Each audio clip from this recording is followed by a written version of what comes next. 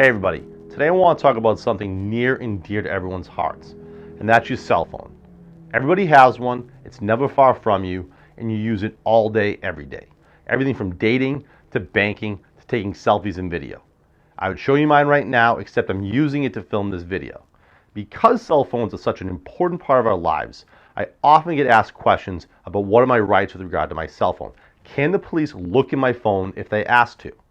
And so I want to make a short video to talk about your rights with regard to your cell phone, as well as what you should do if the police ask to look in there. Now, the courts have decided this question on many occasions. They've decided that cell phones are an indispensable part of modern society, and therefore you have privacy interest in the contents of that phone, just as you do your home.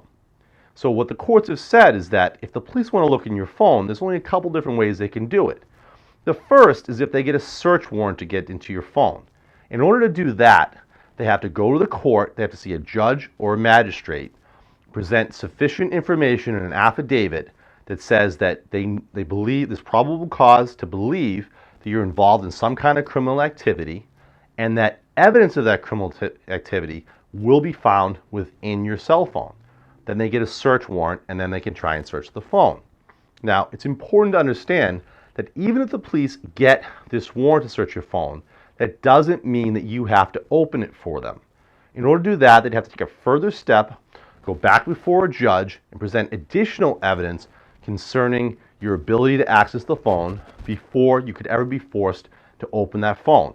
So just because the police show you a search warrant and take your phone and they want to get into it, doesn't mean you have to enter the passcode. Now, there hasn't been any cases yet concerning other means of accessing your phone. Most people have a passcode, a number code to get into their phone. But many people these days also have facial recognition on their phone or a fingerprint identification on their phone that also lets them into the phone. It's unclear as to whether or not the police can just put the phone into your face and open the phone that way, or to use your fingerprint to do so. So if you have something particularly incriminating on the phone or something you really want to keep private, you can disable those features, because the police can't make you enter the passcode without taking that further step. Now, the other way that the police could get into your phone, and they try this all the time, is to simply ask you to get your consent to open the phone and to let them search the phone. Keep in mind, you're under no obligation to ever give them this consent. I always tell my clients, never consent to anything the police ask you to do. That goes from field sobriety tests, to searching your car, to searching your bag.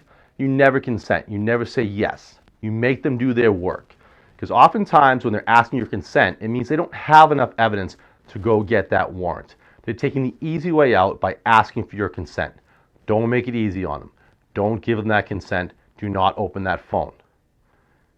Under no circumstances.